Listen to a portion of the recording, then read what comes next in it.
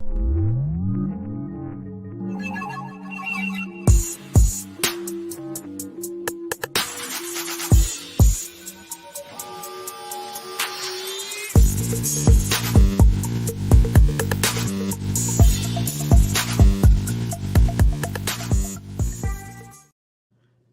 You better come through with the intro.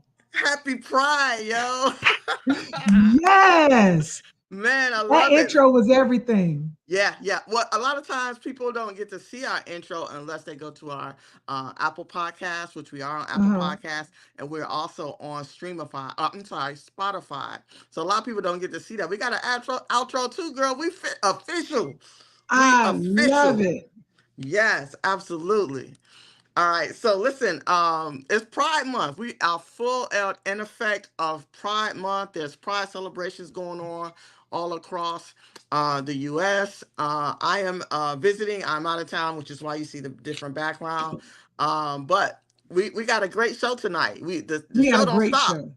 We got a Okay. great show. I'm excited. Okay. All right. So listen, tonight's conversation is about the value of a college degree. And when I tell you, listen, I paid pricely yeah, Still it was paying. okay. Listen, I am only blessed. We'll go Right. into my story here in a minute. But I am Keisha. I am one half of the host of the Regal Mindset Podcast show. Joy, go ahead and introduce yourself. I am Joy, the coach. I am your millionaire, your mystic, your mindset transformer. And listen, I'm excited about tonight's show. Oh, me too. Oh, and happy Pride Month. You could be gay all day. Oh, absolutely. I got one of my Pride shirts on. Absolutely. If y'all need one, go to K's and Clothes. Listen. Y'all know where it's at. You already know where it's at. I love it. I was in the mail. I didn't even put it on, but that's fine. We got another show in the same month. Yeah, absolutely. Well, listen, so let's get into it. I know we've got a video. I'm gonna let you go ahead and set that up. But yeah, you hit me up and you was like, hey, we have to have a conversation about this. And it's absolutely necessary, right? We, both have had college experiences. We have children who may or may not go on to have college experiences, and we have loved ones who have. But what we're talking about tonight is actually very different, and I've never heard of it. I was a little taken back by the video that I saw. I was like, what? But yeah, hopefully our viewers can relate and understand where we're coming from or what we're talking about based on the video that we have. So if you've got it queued up, you got it queued up? I'm ready. You ready? Okay. Yeah, I'm ready, man. Let's hit it. All right. So here we go. Hi, my name is Nikki. I'm studying Latin American women in visual culture. Yeah. Hi, I'm Melanie. I'm studying the unseen body and creative spaces, erasure and exposure of the queer. Yeah. Hey, I'm Nina, and I studied the arts, education, and social justice. Yeah. I'm Joyce. I studied decolonial intimacies, indigenous politics of resistance. Yeah. I'm Victoria, and I studied remembering or forgetting, navigating international conflict through collective memory. Yeah. Hi, I'm Yvonne, and I studied monstrosity, the subaltern praxis. Or should I say I created it? Yeah. Hi, I'm Nunyala. I'm studying living artfully, art as ritual therapy and pathways of decoloniality. Yeah. I'm Naomi, and I'm studying Black political economy. Yeah. I'm Natalie, and I'm studying fashion history and gender studies. Yeah. And I studied phenomenological approaches to Black womanhood, specifically My name is Marie, and my concentration is the radical disruption for survival, development in sub-Saharan Africa, through social anthropology. Hi, I'm Kira, and I study textiles and environmental justice. Yeah. Hi, I'm Dr. the intersectionality of medicine, racial disparities, and women's health. Yeah. Hi, I'm Ava, and I study unwoman, fugitive family, relationships, and identity, the transformative Black woman.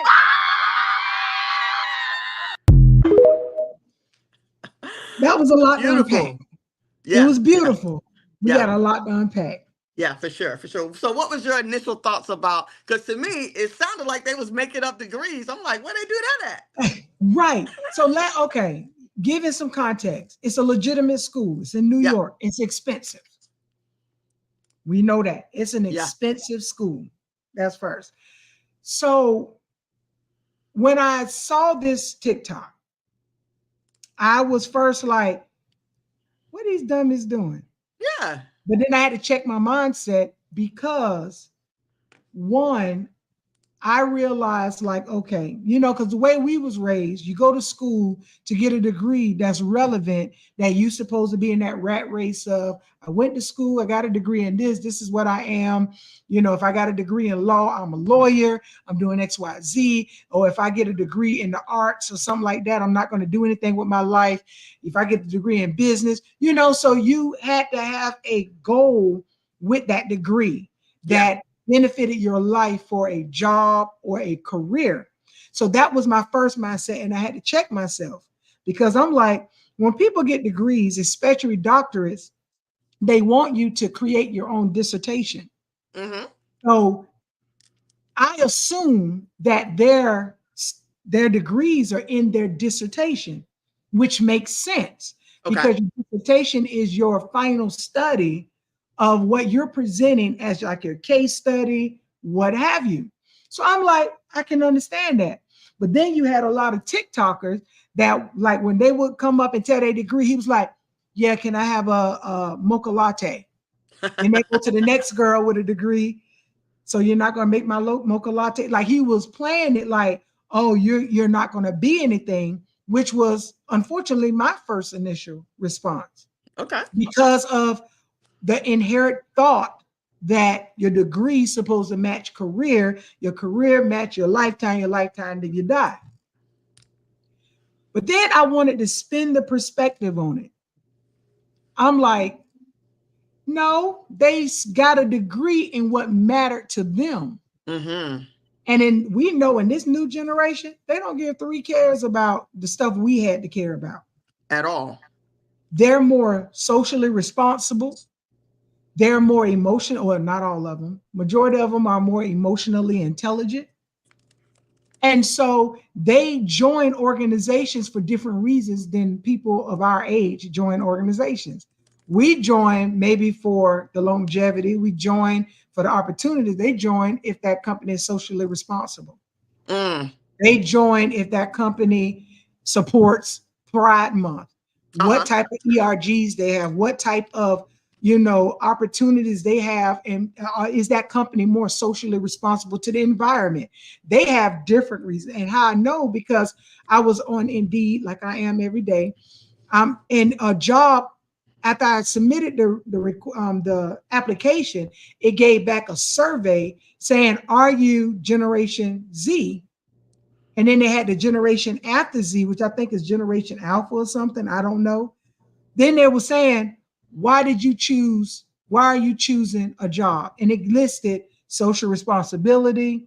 I just need to pay off my student loans. Like their companies are tuning in to saying, we're not getting the same workers. Mm-hmm. We're not getting the same criteria, the same type of people that was 20, 30 years ago that literally just wanted to come in and work and die.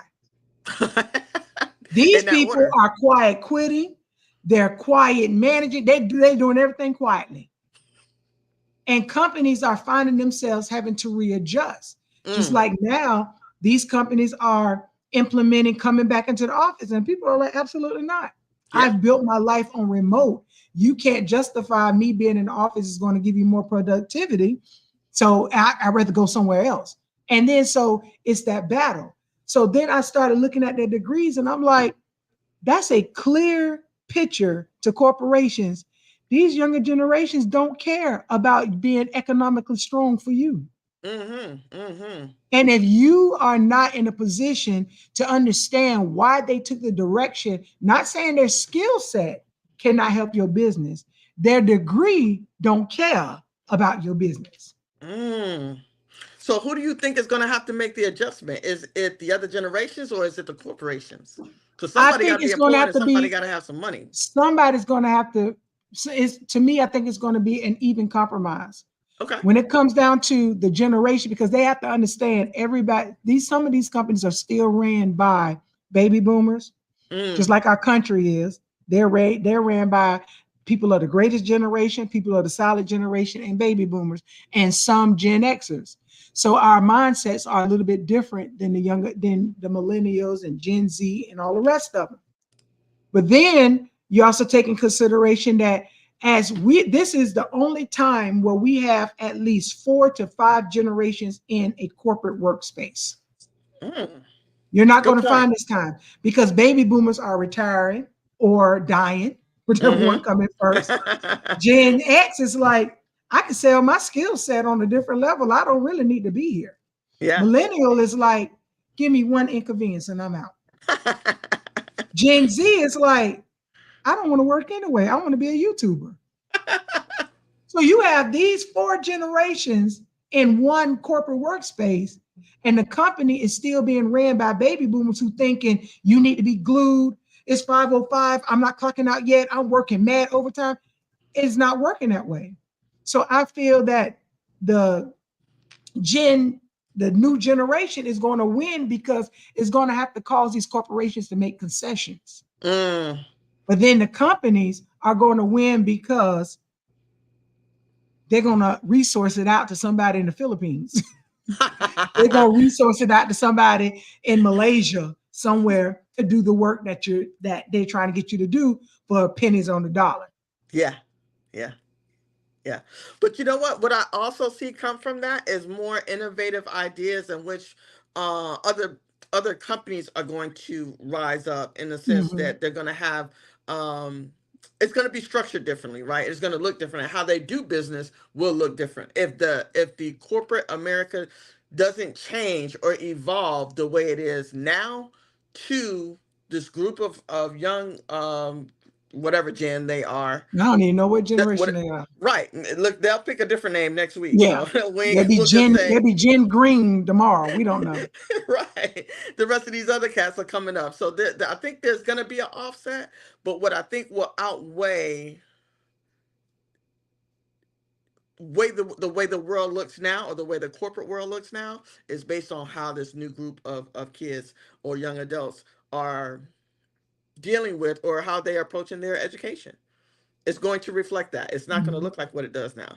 And I think that's also going to weed out a lot of the good old boy associations, because if I have a law office and you're my friend, and your child needs an internship, I'm going to bring them over, give them that level up.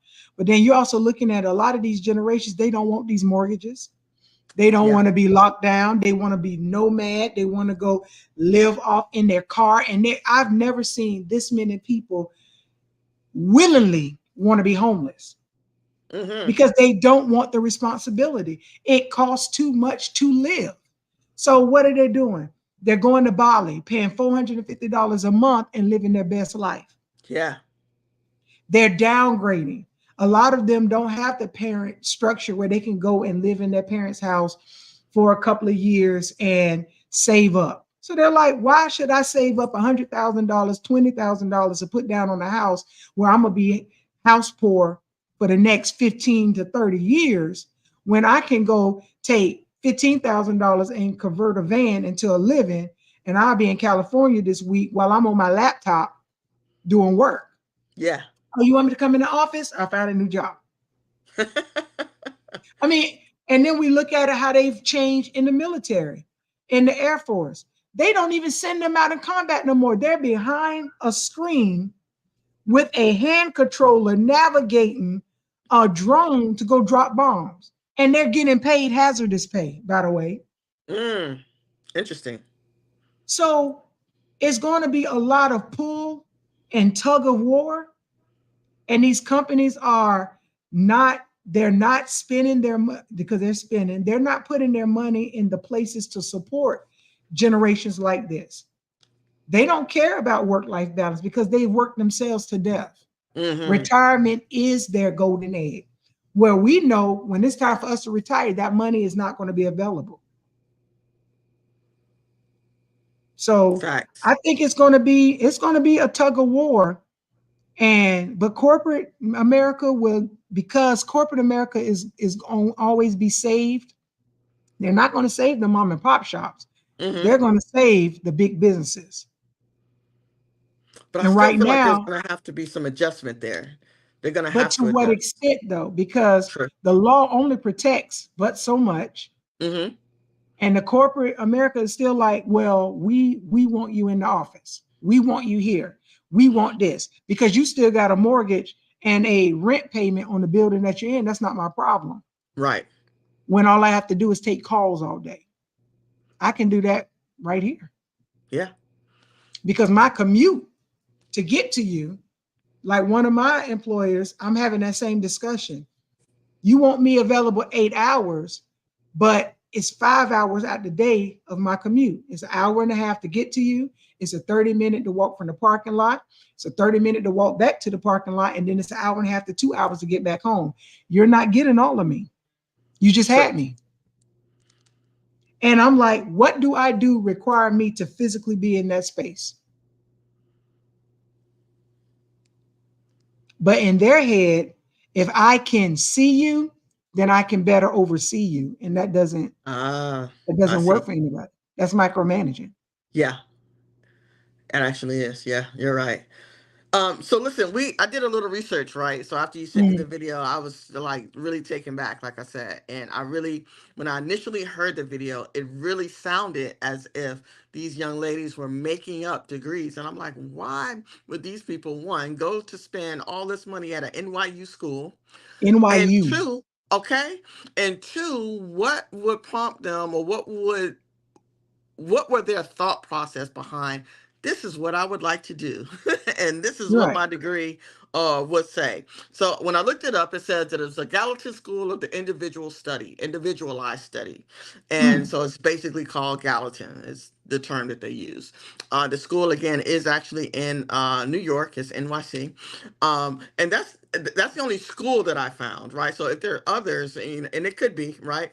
But it's kind of more like maybe like a liberal arts type college or degree program, in which you can choose, again, the Gallatin degree, in which case whatever your studies are, or your dissertation, then that would be your degree of study. So once they explained more, like with one of the young ladies, she said her studies was blue, and she took it from a perspective of the psychology route in terms of blue and how it made people feel.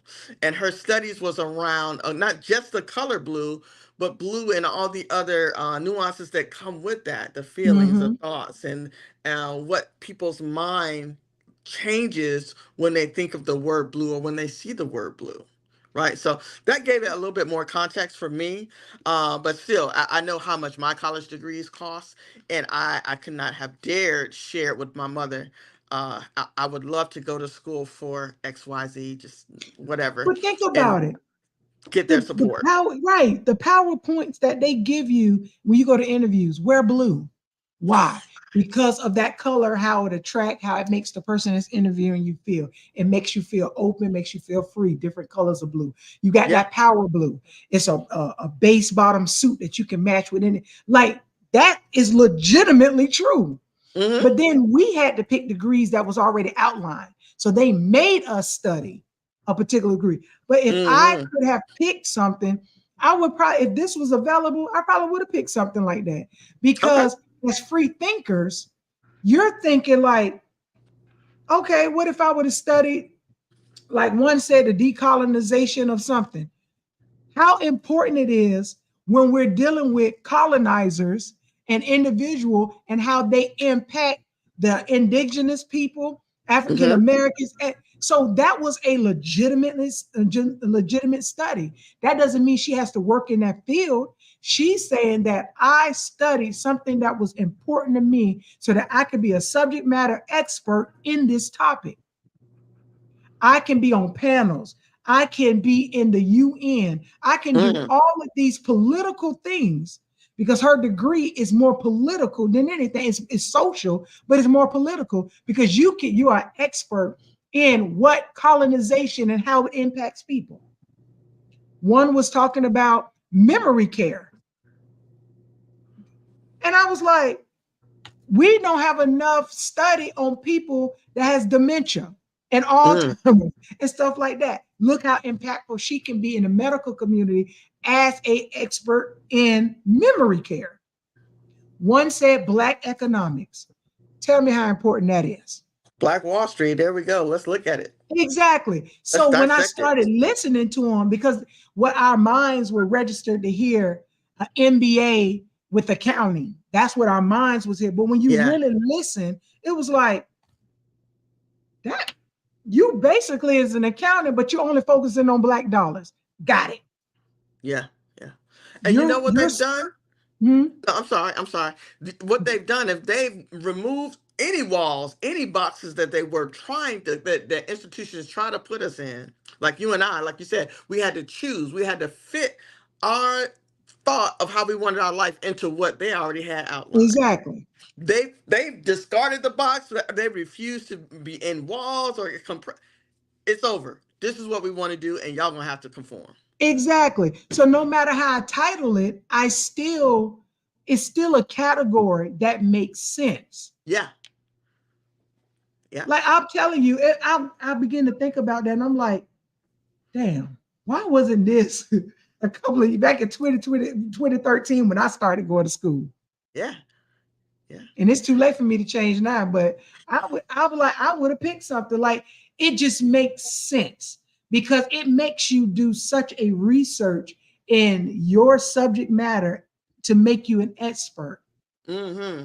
And it's like, we don't have a lot of that. We don't have people where you can call and say, I'm an expert in, hold on, I'm gonna play it again because it was one of them I wanted to go to. Hold on. Let me play. Wait, I got to share it, right? Yeah, let me. Technical difficulties, 1 second. While she's getting that together, I 100% agree. What I will also add to that is once these young ladies or these My people name's Nikki. who I'm have studying these Latin American women and Sorry, go ahead. No, I'm just gonna say once they get to the place where they can sell themselves and sell their degree, it's over. Right. Limitless possibilities. Listen, limitless would be an understatement at this point. Look at her. I'm studying Latin American women and visual culture. So she's pretty much saying her culture and how they're being portrayed in visual, whether it's TV, movies, music, anything. It's not too many people that is that strong in their heritage to say, hey, it's a problem with how we're being portrayed. Yeah.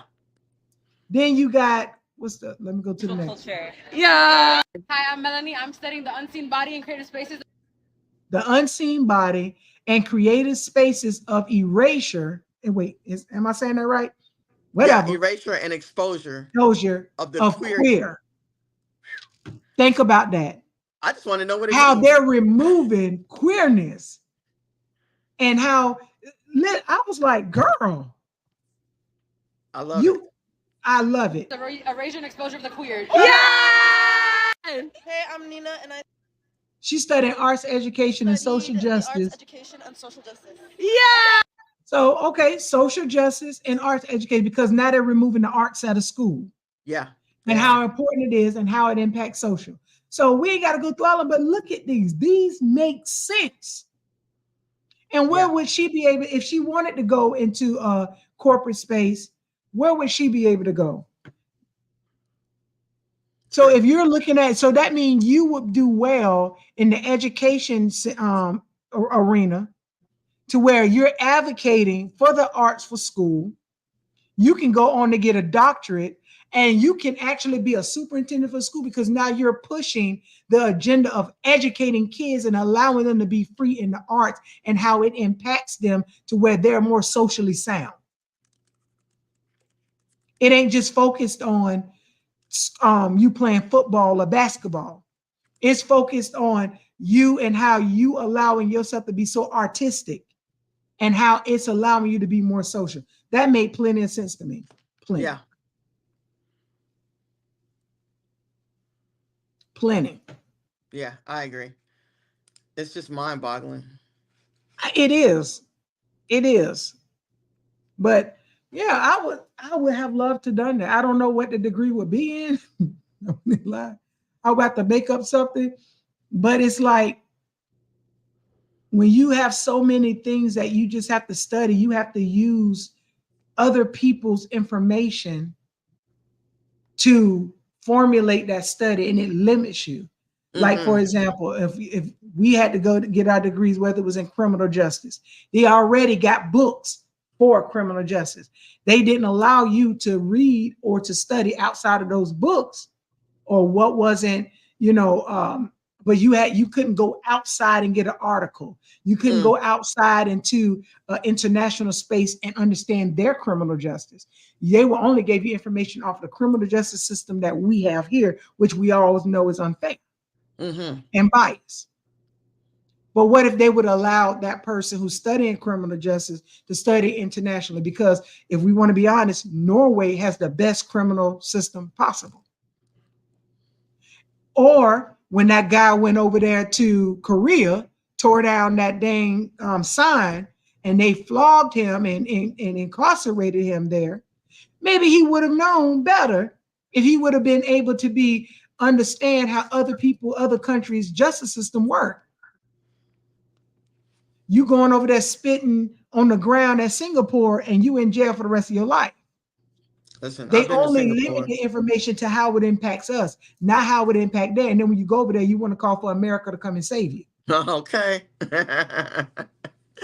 Man, you ain't never lied. Listen, I've been to Singapore. They are really, truly one of the cleanest places I've been in a lot of my travels. Right. But like you said, because they are strict that way, they can be. And if you don't know those laws and regulations in other countries, I would advise you to strongly research that before you go trampling through other people's countries.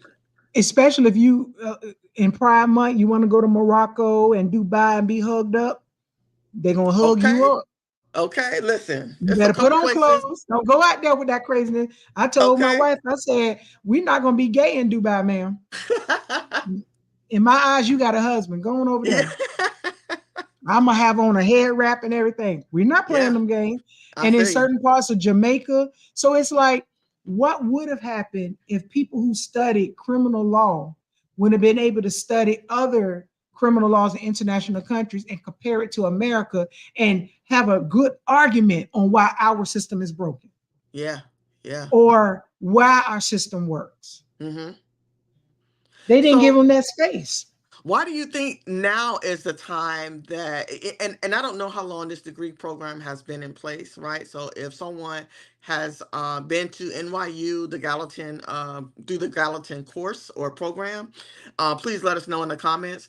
However, my question is for you, Joy, do you feel like now is the time for them to exercise this, or is it because a response to something else? Is it because we've been jacked up so long? Is it because we've been in this so-called box for such a long time that it no longer works? Why do you think now is a good time?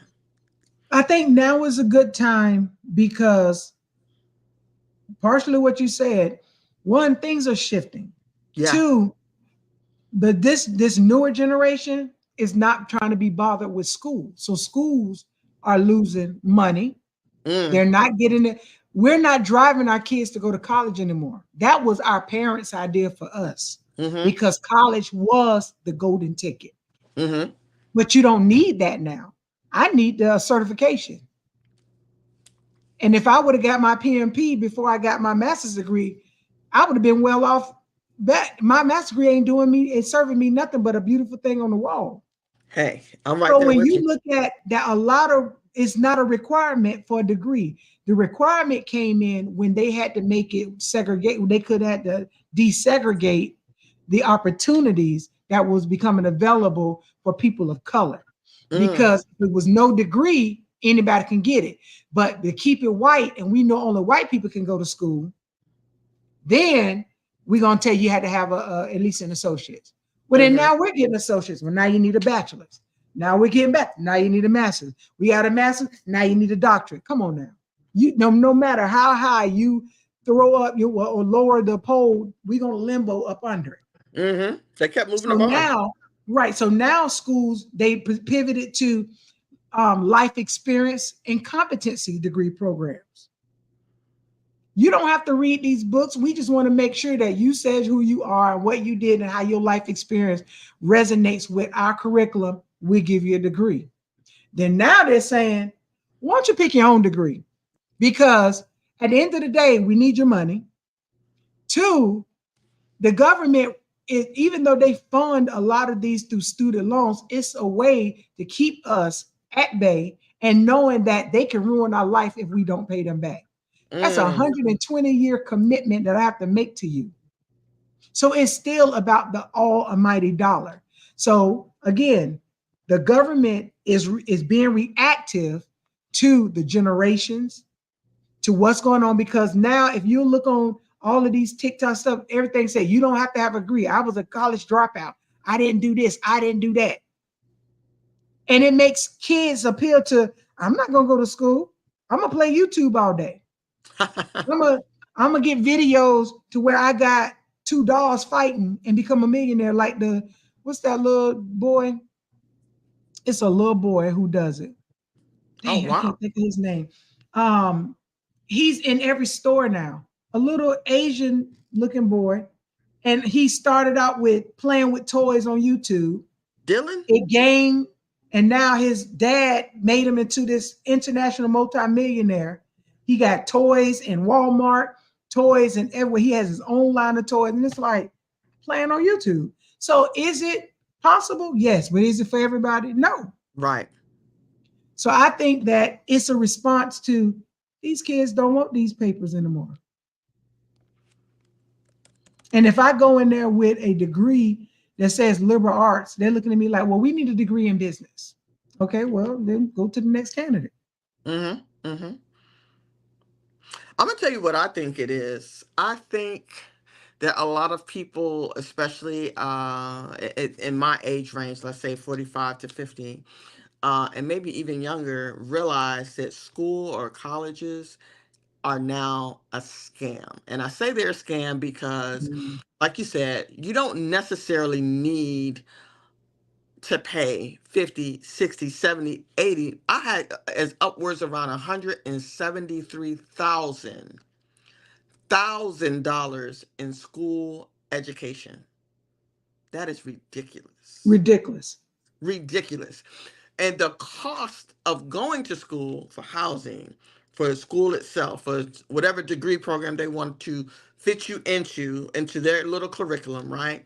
And then when you get out of it, there's not a guarantee to get education, or not get education, to get a job in order to pay back the student loans that you got into, thinking that you were changing your life, changing your family's life. But it's a guarantee for you to pay back, though. Yeah, absolutely. And then whatever other means, yes. So I feel like some degrees are necessary and are encouraged. But again, like you said, I don't feel like now education or past high school or past college, associates or whatever, I don't think all of that is necessary, especially at the cost that it is today. Exactly. Online and people should they not don't be want the that same. debt. They don't want that debt. They don't want that responsibility. Now, like if you're going to school to be a pilot, that's something different. I would need you to I need you to go somewhere. But it's people at Walmart that makes over $180,000 a year as a manager. They didn't need a degree for that. UPS drivers are in the six figures. You don't need it. So it's kind of like, once you figure out what you want to do in life, what you want to be when you grow up, I'm pretty sure a degree is not required. It's not as prestigious as it was when we were younger. When you're like, I'm going to Harvard and I'm getting a Harvard law degree and and it's going to draw that attention. It's not as prestigious. You can go right to, which one can't remember, Everest, when they used to have them commercials come out. And they'd be like, are you tired of sitting there being broke? Yeah. Your commercials used to kill me. Or Votech schools. And it's like they charge an arm and a leg for that. Yeah. You know, you go get your CDL or go get your mechanic license, all that. So it's kind of like, it's just a way to keep it, like you said, it's a scam. The way to keep us in debt, the way to position our mind to think that we need this in order to be successful. And we're figuring out we don't. I agree. I think Generation X is figuring out because they're like, I have enough experience in life and in education and on the job to where I can branch out and be a consultant. I don't need to work for you as a manager. I could charge you more for coming in and telling you how you need to do it versus getting paid less and being stressed out for me doing it. Mm-hmm. You got, and again, millennials are more lenient. You better take your time off. You got 13 days. I'm approving all of it. Goodbye. Have a good day. You sick? Goodbye. Then you got Gen Z who ain't even there. Yeah. Anything. It's like, I'm not here. I don't care. Yeah. Yeah. Those are, yeah. So it's a difference. I'll tell you a funny story from me. So I had my bachelor's degree. I've had it since 2010, and I was working for I'll say a Fortune 500 company. I won't say the name of it, but a Fortune 500 company. And I was being promoted to take over a young lady's position. Right? She was not the same color as me. She was of the Caucasian race. Right? So to paint a better picture for you, this young lady had no degree. She didn't have any degree. Now, she did not even have a bachelor's degree, right? So I came in the door with a bachelor's degree, was promoted to take over her job and her responsibilities as she had taught me or trained me. Do you know that that company would not offer me the same salary, even if they started me at the base level, the same salary as that young lady that I took over? But so they promoted her, right? They did not offer me the base salary of what the young lady who I was replacing, and I came in with a college degree. And then what happened for me, and this is my experience, I said, I'm tired of having conversations with people of I'm not qualified. Right. That's what prompted me on my journey to get a master's degree. Did I need it? Absolutely not. I did not need it. Right. I will say it did help me later to get the job where I am now. But again, I feel like that's all God's timing and his will. But I did not need it for the other opportunity that I had. It was just another opportunity or another way for that company or that organization to say, no, we don't want to pay you that. Right. So I think I was on the same path with you. When I got my bachelor's, it was I need to position myself to where I'm not always the one getting cut from a job, because when layoffs, they start with people who have the least. So I got that degree. When I got my master's, it was more for me. It was an accomplishment that I needed for that next step. Same thing with my doctorate. I'm 100% going to be Dr. Joy Young, 100%, but I'm only really doing it because I want to wear that hat. Okay. I want to walk across that stage. I want that hat. I don't care if I use that degree on nobody's job. I want my hat. And it's more for me of accomplishments that I need to have in my own life. I get it. It's not because for my current job, I don't need it. Nor am I going to allow them to use me in that capacity. If you're not putting me in a predicament or a position where I'm a director, or I'm in some senior level position where I'm the COO, then it's warranted. You can use those degrees. But if not, like I told one job I had, I'm no longer with them, it was like 2 years ago. They was like, well, we were expecting this. I said, but you didn't pay me for that degree. You paid me for the first one. And I told you that in the interview. I said, people don't listen to me. I tell you exactly what I'm saying. I was very clear. I said, for this salary, I'm willing to do this amount of work. You was expecting, because I had the secondary degree, that I was going to do this. I said, no, remember I said, for this salary, I'm going to do this. I never said this. And it was like, well, I mean, you would just assume. I said, you assume. I didn't. I was very clear. You're paying me for bachelor work. You're not even paying me for my certification. So I'm going to be dumb on a lot of stuff. No, I don't know. Because because at the end of the day, we go in feeling that we have to prove ourselves when our other Caucasian persuasion counterparts, they don't. I listened to so many calls today, and they were like, they have the tendency to, when I say they, I'm talking about white people, let's be honest. They have the tendency to always want to, well, that's not, they don't say that's not my job. They'll say, well, Jim is handling that, or Christine is handling that. That's their way of saying it's not their job. Or they would give you the answer when they should have responded to the customer with the answer for you. So they'll find a way to push it off. Yeah. But as a Black person, if I say that was Christine's job because I did today, it got pushed back to me on how I need to fix it. And so I said, so are you telling me this individual is no longer going to be operating in this capacity before I take on this additional role? Because it is a part. My job is to manage that person to do it. So if she's not there, I do have to pick it up until we get somebody into that space. But I want to be clear, because I'm telling you, you're telling me that it didn't get done. I got it done and it was partially incorrect because I had never done it before. So I gave them what was available. And so, yeah, it was partially incorrect. It's fixable. It's not a big thing. But are you telling me that this person is not coming back because you didn't answer it? You're telling me how I need to continue to do it. Paul, is this person not coming back? When are we looking to backfill? Because if I'm going to continue to do it, then we need to renegotiate because this wasn't a part. Yeah. Because now I'm doing the work of somebody else. No. We're going to get somebody. I just want to be clear, because when I bring this shit up again, I want to make sure that we was clear. Yeah. And then we also feel as African Americans that if we don't have the answer, that they're looking at us in a negative way. Yep. If we're on a call and our dog bark, it's a problem. If our child is heard in the background, it's a problem. But let our white counterparts dog bark. Oh my God, do you want to see my puppy? They doing all of it. I've been on those calls because I was told that I was not engaging with the team. I said, why? Because I didn't want to say, hey, in the camera to her dog. I'm not saying that. That's the meeting that you're calling up. I didn't want to talk about her dog. Yeah. But now I'm not engaging. So the response of employers to what we're capable of and what we're able to do versus what our white counterparts were able to do would never be the same. Never be the same. They're not going to give us the same courtesy of saying the same courtesy of giving us extra resources when we say we don't know. And we're afraid to say we don't know because we're going to get replaced. But they can say 28 times they don't know and they're going to find them help. And I experience this regularly. Yeah. So then, therefore, it makes us in our mind feel like we have to continue to make ourselves better.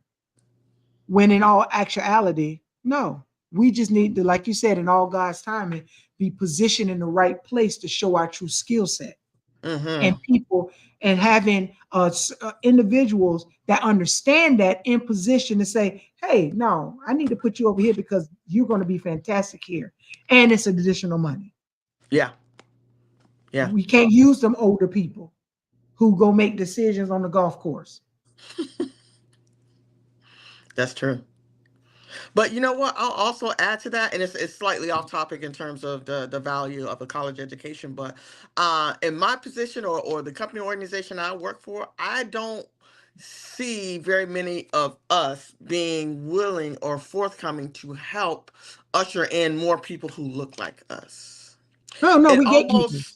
Right. It almost feels as though I have to stay here because I have to maintain this certain level of lifestyle that myself and my family are accustomed to. And I can't afford to allow anyone else into my space because you may be a threat to me. When in actuality, we are not. We're stronger together because I trust you. There's people behind another closed door who are having conversations to get rid of all of us. And let me tell you, Black people will gatekeep, white people going to block you. Those are the two resistance that you're going to have in the workspace. Yeah. We're not going to help you get to the next level. That's the sad truth about it. You have a few that's going to be like, no, like I'm not boasting on when I was working in the warehouse environment. I saw the guys. I'm like, why are you not on the turret lift? He was like, oh, well, I don't have to train. I don't do this. And I said, but that's more money. I said, I'm going to put you in the training next week. No, Miss Joy, I'm not gonna. No, I'm putting you in the training next week because you've outdone everybody on these other trucks. Let me get you on this training where you can make $23 an hour, and whether you stay or not, your skill set is going to command XYZ. Put him in the training. He left and got a job that was paying him almost $10 more an hour because of that training. But you don't find people that are not intimidated by your growth. Yeah. When it comes down to Black people being in those spaces. It's we're not represented well. When it comes down to our white counterparts, they'll act like they're going to help you, but they're going to always protect their interests, which means the first thing you do, they're going to complain about it and start creating a record so that when you do go up for the position, they will always have a heads up because they done created a record in HR, created a record amongst the team, or created a record in the ear of the manager against you. You just won't know it until you go for another position. True. So you have to, again, that's why I'm an advocate. If that job ain't serving you after 2 years, go find another one. You're going to get more money. Because that 2% they're giving you, somebody gonna give you 13,000 more. And it's okay. Yeah. Where you have some older people that are like, no, you got to show longevity. Not in this day and time. Y'all will fire us too quick. Y'all don't have longevity. Yeah. So why am I giving you longevity? I agree. But if it was a safe space for us, it would be a better situation. And and this is not to everybody. You find some good people out there that want to help you carve out a career path.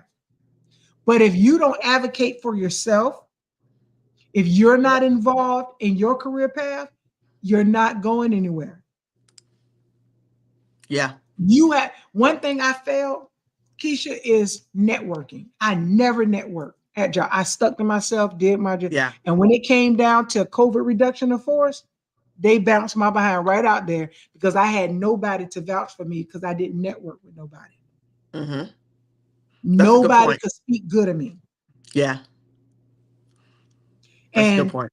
And now I changed that because on TikTok, you know, my favorite little go-to, it was this lady, she was saying she learned the value of networking. She said she was working with a young lady who was in college and she wanted to join a sorority, but she was also a part of the rowing team. And she said, our problems are not the same. She said, because the young lady was telling her, my dad says that if I want to be international, I need to stick with the rowing team. My mom is saying, if I want to have better relationships and partnerships, I need to go with the sorority.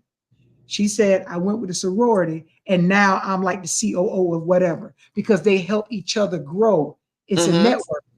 If she would have chose rowing, she would have been in any international company competing. She still would have been doing what she wanted to do, but she saw the benefit in joining that Greek organization to make herself more valuable and into a bigger and give herself space to grow. Stuff that we don't put in our children. We tell them, keep your head down, do that. No, keep your head up, speak your mind. Now let it be respectful, speak your mind. Go join an organization. Go be in the National Honor Society. Let me find you something to do.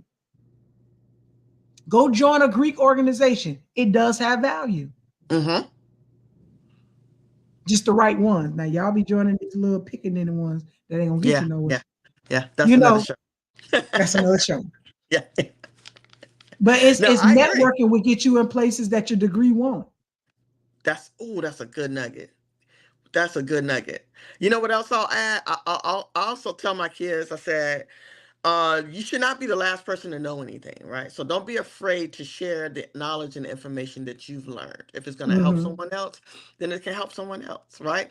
And I always tell them, what is for you is for you. Can't nobody else stop that. Right. And anytime I've looked to increase my pay, I'm not, if there's opportunity within the organization, great. But if not, my focus still is to increase my income. That may mean removing myself from this said organization to get myself a raise. Right.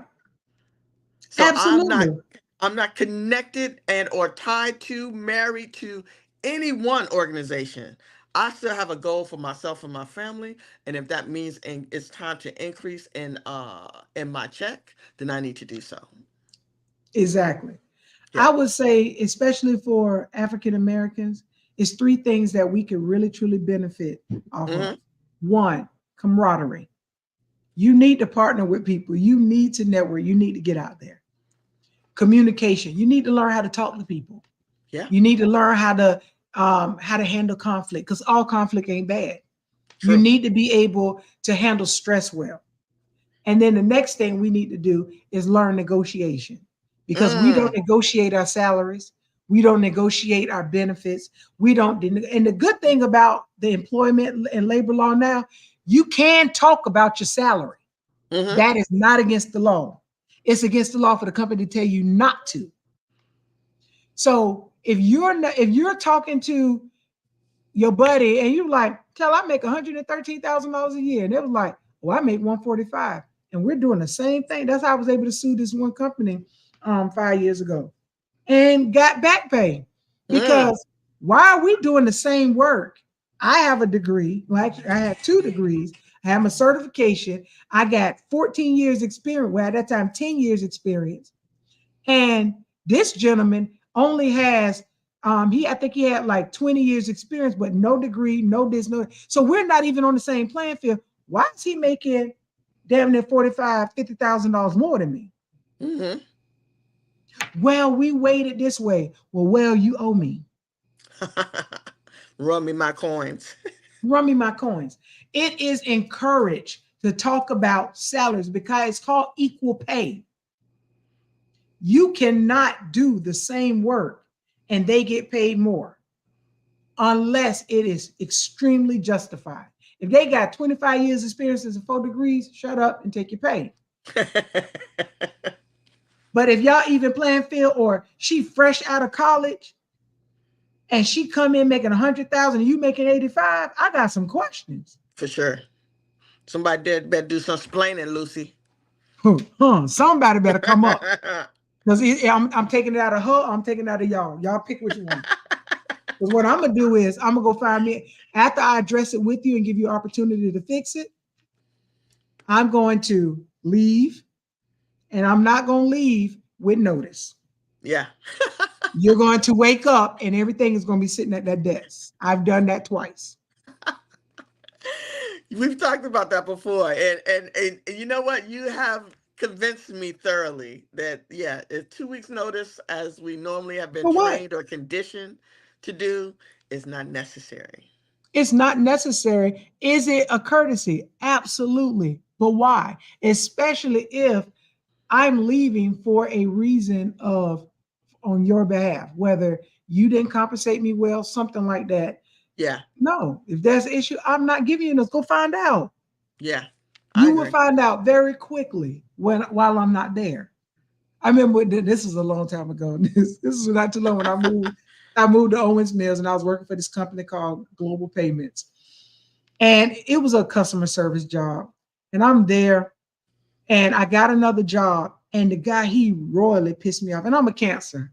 I would surprise you on a whole bunch of stuff. He pissed me off. And I left that day, but I left that day. And when I came back next day, every day I'm taking something home with me. That was mine. Because you ain't gonna come back. I ain't just gonna walk out with a box. I took this. Nobody paid attention that stuff is slowly leaving. Then I used, I took leave for sick leave, and I, took a little vacation. Then I was like, all right, well, I'm gonna use my short-term disability, blah, blah.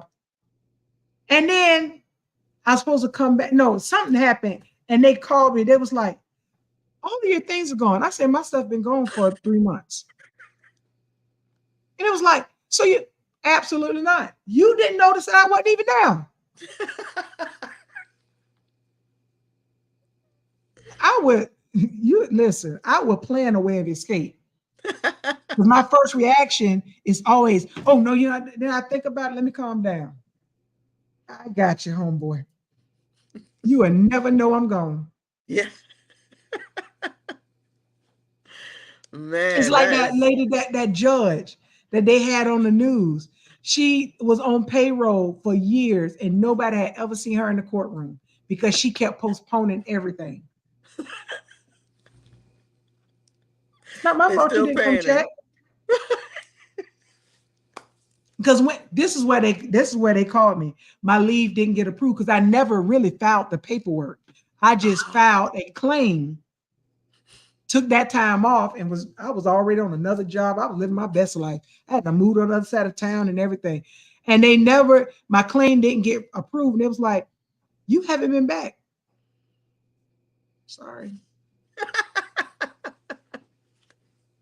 I love it, man. I love it. I don't care. Yeah, yeah.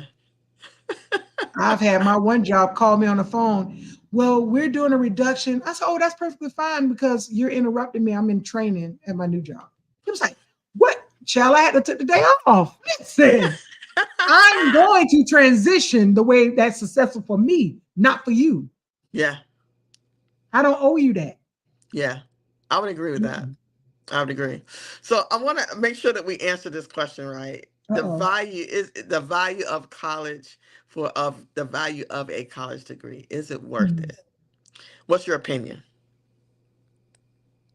Even if they go the Gallatin route.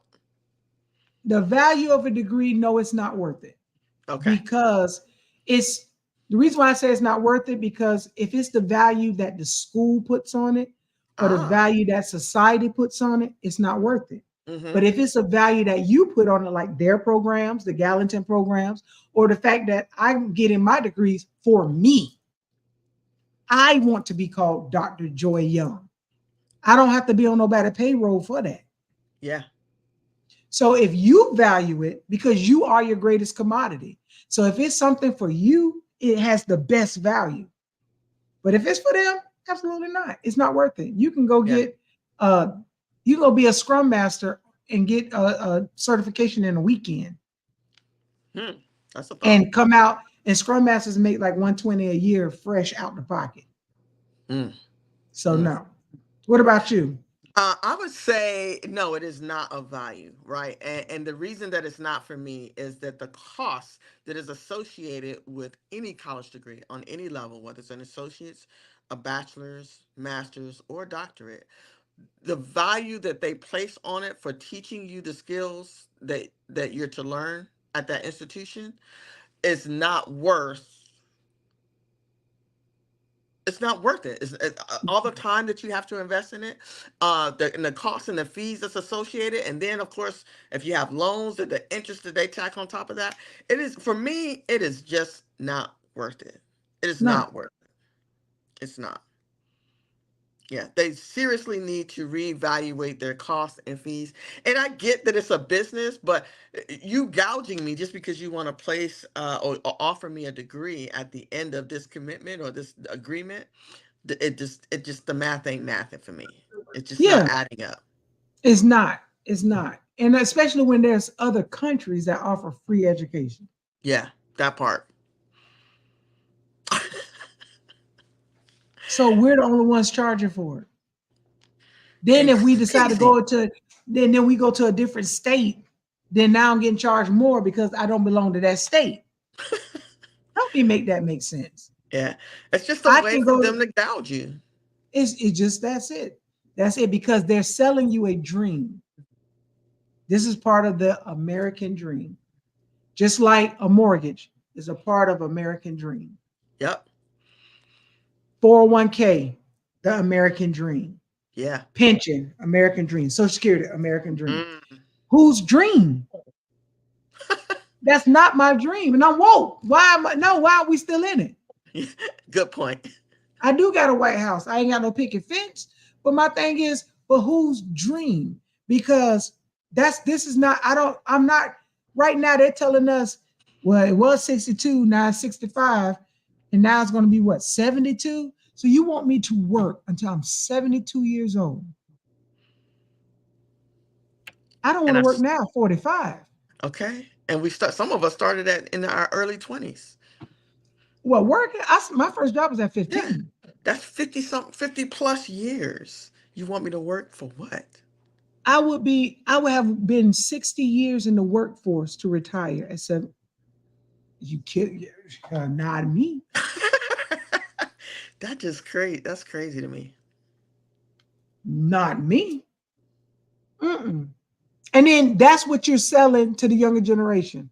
Yeah. These are older people that's in Congress making these changes, and you're selling that to a person that is following somebody who with 3 million followers on YouTube, and they're making millions of dollars a year. You're telling me the next best thing is to go to school, get into hundreds of thousands of dollars, or put your parent in it, come out with 0 years of experience, because it's not like it's on the job training.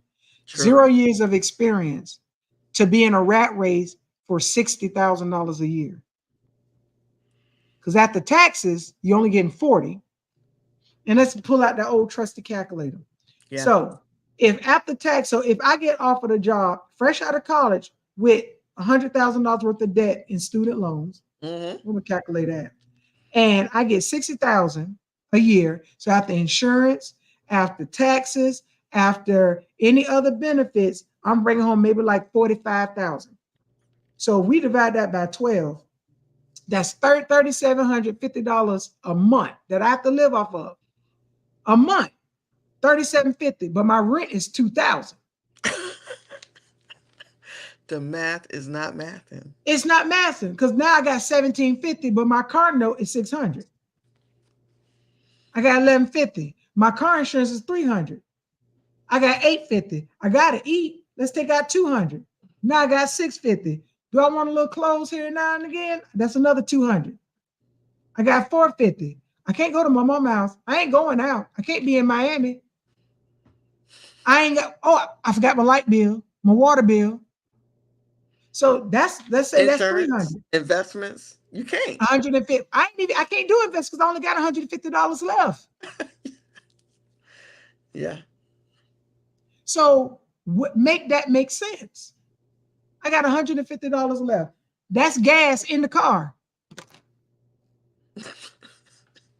And the only thing you can do is go back and forth to work. It's crazy, man. So no, and then I only make $45 a year, and my rent is $2,000, but I got to make 3 times the rent. Yep. So I need to prove to you that I make $6,000 a month, but I only bring home $3,750. So how can I show you that I make 3 times the rent when I only make $3,750? So that means technically I ain't got nowhere to live either.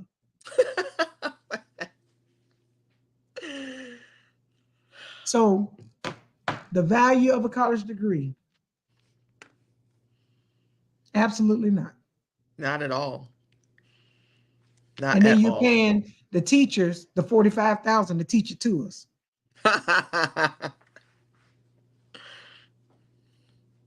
I'm good. I don't know, man. Listen, it's not.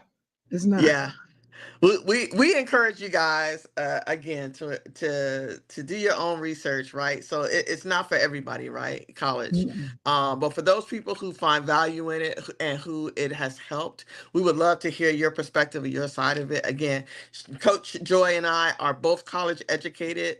I'm just simply saying, and I'll let her close out her 2 cents. But I'm just simply saying it was not worth it, right? The 3 degrees that I have versus what I learned or walked away from it, all the time that I invested in it, it wasn't worth it. It was not worth it. That was not my experience. Joy, I'll go ahead and let you close out, and then we'll click our outro. You have to do what's best for you when it comes down to education. Education is free. Now, if you want to invest in it, invest into what matters to you, not what you feel is going to matter to the world. That's what we did. That's why it's not worth it. Now, bettering ourselves is worth it. But bettering ourselves for them was not worth it. The cost was not worth it. The time was not worth it. It was not worth it. However, Candy says she had to. Now she's in New Zealand right now, she's studying abroad. She's on a whole different level. We ain't even in her playing field when it comes down to education. I love it. That's FYI. No, but we're not saying quit college. Some people are going to be forever college students. It was a man on I don't know if it was on YouTube or whatever. He had like 40 degrees. He was a forever college student. I ain't got that kind of time. But we encourage education. We encourage erudition. What we don't encourage is you to go waste money if that's what it is. That's it. Yeah. Listen, I would say keep a Regal mindset. Make sure y'all tune in next week. And again, happy Pride. You guys stay safe, okay? And stay gay. That part. Like for real.